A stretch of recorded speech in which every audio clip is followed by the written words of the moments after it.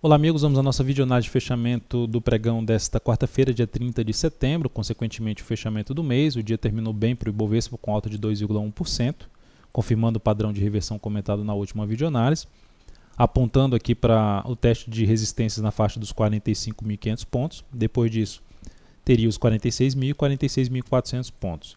Essa alta do dia deu uma aliviada na queda que o Ibov apresentou, mas mesmo assim terminou com desvalorização de 3,36% no mês.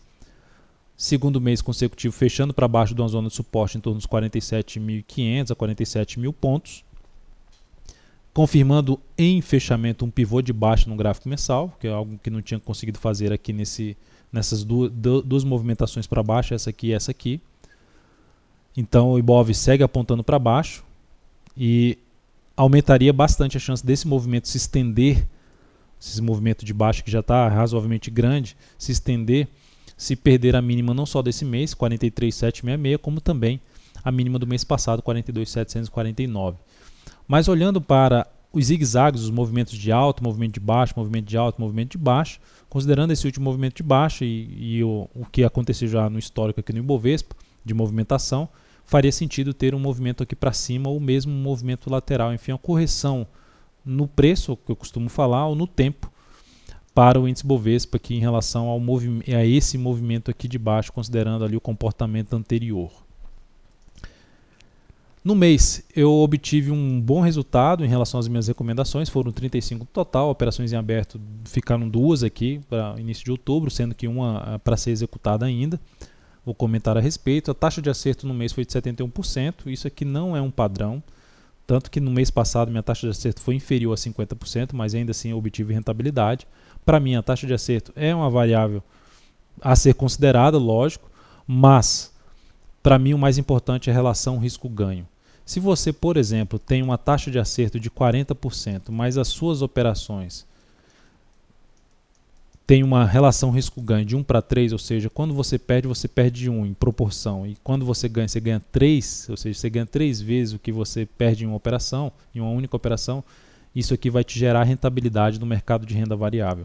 Então é muito importante a relação risco-ganho. Se você trabalha com a relação risco-ganho de 1 para 1, para você ter uma rentabilidade aí, vamos dizer assim, mais ou menos satisfatória, você tem que ter uma taxa de acerto em torno de 60%.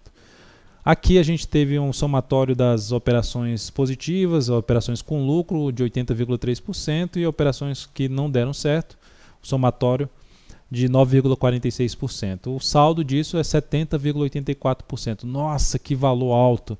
Pois é, mas é um valor que a maioria coloca isso aqui, apresenta isso aqui em seus relatórios porque é algo mais bonito de se ver, né? Só que não tem como você obter isso aqui, por exemplo, para que se obtenha 70,84% é como se eu tivesse que colocar 100% do meu capital em toda a operação. Aí seria possível obter 70,84%. 100% eu tenho 100 mil reais, eu boto 100 mil reais em toda a operação. Primeiro, seria uma gestão de risco terrível, um risco altíssimo fazer isso. E segundo, que você não tem como abrir mais do que uma posição, a não sei que você opere muito alavancado, mas enfim.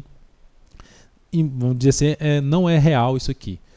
O real é aqui, 7,7%. É considerando o que eu recomendo da parcela do capital, fazendo toda uma gestão de risco da operação e do capital total. Dentro do que eu recomendo em cima de cada operação, o crescimento do capital total foi de 7,7%, representado aqui pela curva do capital, que deu uma esticada maior. Existem momentos piores, existem momentos bons, momentos mais ou menos. Mas o fato principal é que o ideal é que o seu curva do capital esteja sempre evoluindo. E nos momentos chamado de drawdown, de baixa, que não seja uma pancada para baixo, sejam operações que são pesadas aí na sua curva do capital, detonando aí seu capital para baixo, inclusive seu emocional. Na PTR4, pregão de hoje, alta de 9,86%.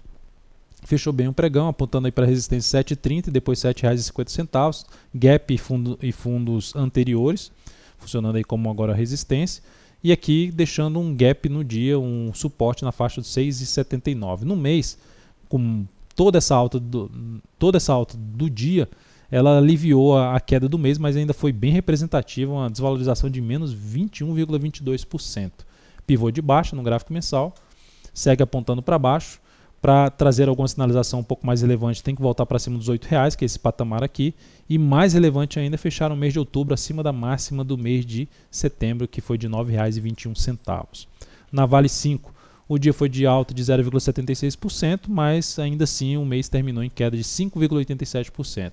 No gráfico mensal da Vale, ela está fazendo aquilo que eu comentei que o Ibov pode fazer, ou seja, fez esse movimento de baixa e fez aqui apesar do mês ter sido de queda, iniciou um movimento de subida. Desmonta esse movimento de subida e se perdeu os R$11,89, mas iniciou aqui um movimento de subida no gráfico mensal. No pregão de hoje, devido inclusive a uma abertura mais forte do índice futuro, estava em forte alta, e os mercados abrindo em forte alta, eu optei por uma compra na Vale na expectativa de pegar um movimento de subida para esse fechamento de gap, e às vezes até um pouco maior, antes mesmo desse fechamento desse gap aqui de alta, ou seja, fechamento desse gap de baixa. Era a minha expectativa, mas terminou não dando certo a operação. Minha recomendação foi na superação dos R$13,54, entrada em 13,55 e stop para baixo da mínima do pregão de hoje. Só que eu antecipei a saída porque o ativo olhando para um gráfico aqui, vou pegar um gráfico de 10 minutos, abriu esse forte gap de alta. Então, não deveria mais ter voltado para baixo desse patamar. Voltado a testar esse patamar e principalmente voltado para baixo desse patamar. E aí eu até escrevi isso. Esse é meu ponto de referência, 13,28 a 13,22.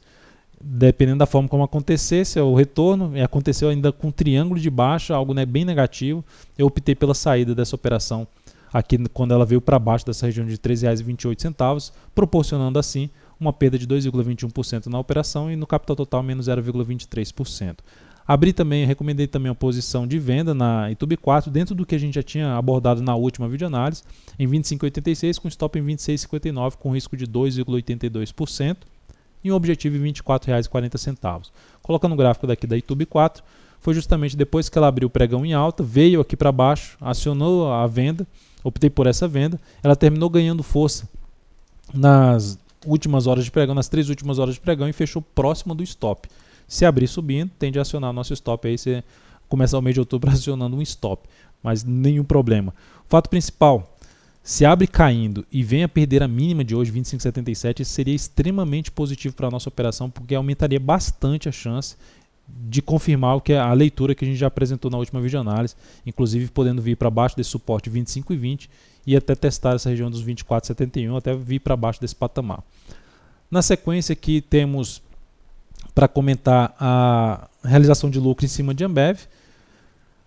Depois que ela abriu subindo aqui de maneira forte, perdeu um pouco de força, optei pela saída quando ela basicamente montou aqui, iniciou a formação de um topo no gráfico de 60 minutos, perdendo até a mínima do dia. Uma saída com ganho de 0,83% e crescimento do capital total de 0,16%. Na expectativa de que dessa ação fazer esses zigue-zagues aqui que ela está fazendo de indefinição, de ficar aqui ainda travada. Na Brasil Foods, a saída da operação no pregão de hoje aconteceu depois que ela fez esse candle e perdeu a mínima desse candle, como se fosse um pivô de baixo no gráfico de 10 minutos. Porque já tinha dado uma esticada para cima, tinha batido na zona de resistência e o ideal é que essa ação não perdesse muita força nesse movimento dela de subida. E eu optei pela saída com ganho de 1,52%. E um crescimento de 0,32% do capital total. 2 ativos aqui para serem destacados. Lembrando, está gostando da videoanálise? Dê um like aí na videoanálise, um joinha. Você pode também deixar a sua opinião a respeito. Fique à vontade. Dando sequência, Embraer. Apenas para destacar o gráfico mensal aqui, fechamento do mês, alta de 10,97%, a formação de fundo. Ativo que gerou um forte movimento de alta, mais visível aqui no gráfico semanal, superando vários topos anteriores. Então é um ativo que ficaria de olho ali mais 1 ou 2 semanas aqui para baixo, ideal que tenha uma correção um pouco maior de todo esse movimento de subida, ou enfim, no decorrer do mês de outubro eu ficaria mais atento para a ponta compradora em cima de Embraer. BBSE3, algo um pouco contrário, enquanto ela não mostrar algo diferente do que ela vai apresentando, tendência aqui de baixa em todos os prazos operacionais, inclusive com o mês apresentando a perda de um suporte significativo no gráfico mensal, o caminho mais provável seria testar esse topo anterior na resistência ali, que seria a antiga resistência, agora suporte na faixa dos R$ 23,00, 23,22 a R$ 23,00. Enquanto essa ação gerar movimento fraco para cima aqui no gráfico diário, não reverter a tendência no gráfico diário e continuar proporcionando topo descendente, meu maior interesse seria trabalhar na ponta vendedora no decorrer do mês de outubro. Então é isso, amigos, muito obrigado por sua atenção e até a nossa próxima videoanálise.